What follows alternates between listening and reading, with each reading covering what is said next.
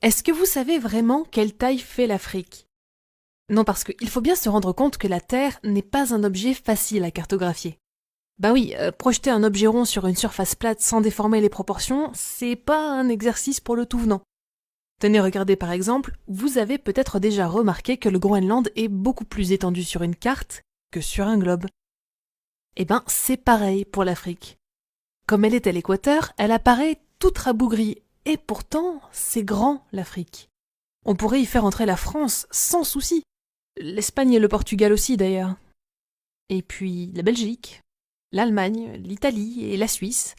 Et allez, on n'est pas mauvais bougre, on vous rajoute l'Europe de l'Est et le Royaume-Uni en prime. Oui, et même là, la carte est encore loin d'être remplie. Allez, quittons un peu l'Europe et voyons ce qu'on peut trouver du côté de l'Asie. Tiens, pourquoi pas le Japon? Non, c'est trop petit. Et l'Inde, ça c'est grand comme pays, ça, l'Inde, non? Ah bon, va falloir viser les gros joueurs. Genre les 3e et 4e plus grands pays au monde, vous voyez desquels je parle? Oui, dans cette carte, élaborée par le designer Kai Krause, au fait, on a encore la place de caser les États-Unis et la Chine. C'est impressionnant, non?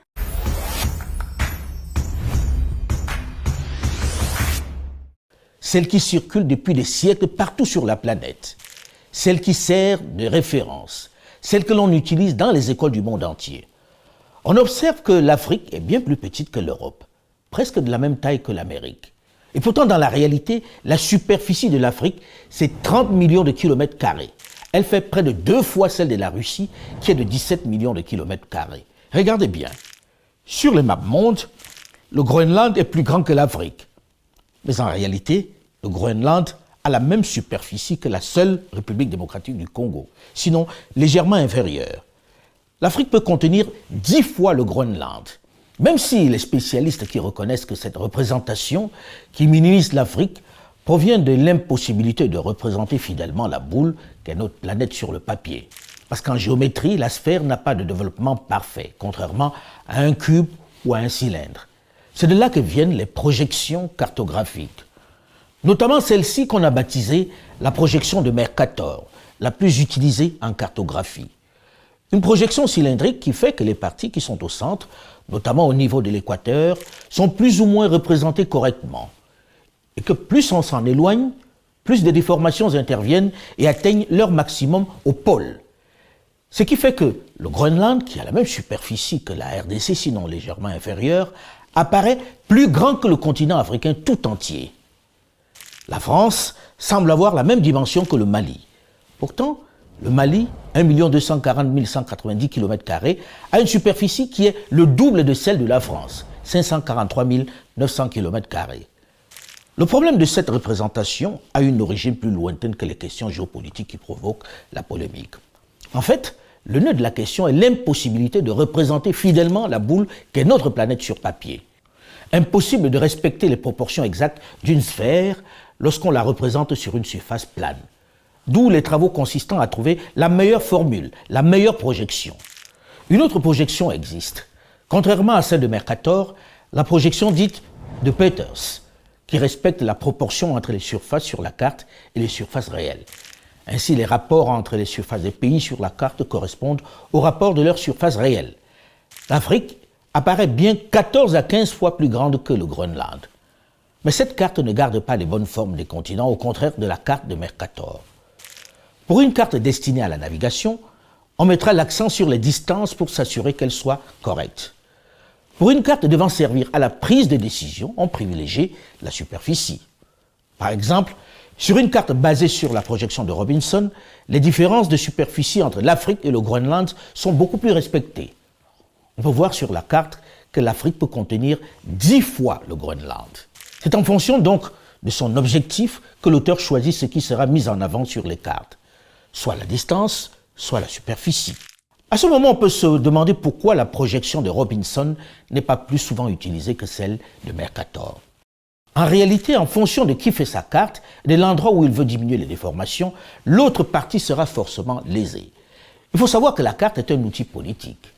Par exemple, en fonction de qui fait la carte de l'Afrique, il y a ou il n'y aura pas la République arabe sahraoui parmi les pays. C'est en fonction de son objectif que l'auteur choisit ce qui sera mis en avant sur les cartes.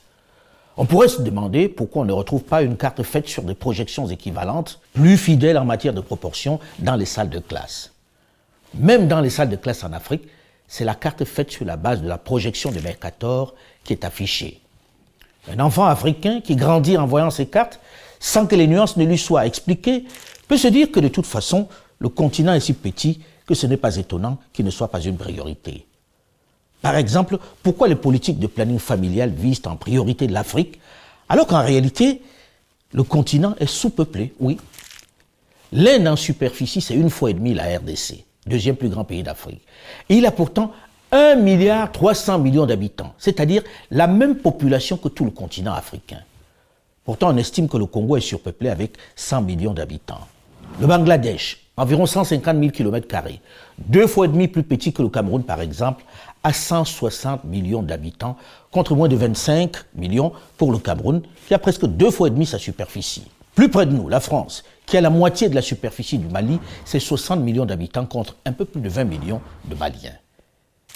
Le Niger, que l'on présente comme le champion du monde de la natalité galopante, c'est plus du double de la superficie de la France, c'est-à-dire 1 267 000 km² pour 25 millions d'habitants, c'est-à-dire même pas la moitié de celle de la France donc. Je vous épargne le cas de la Chine.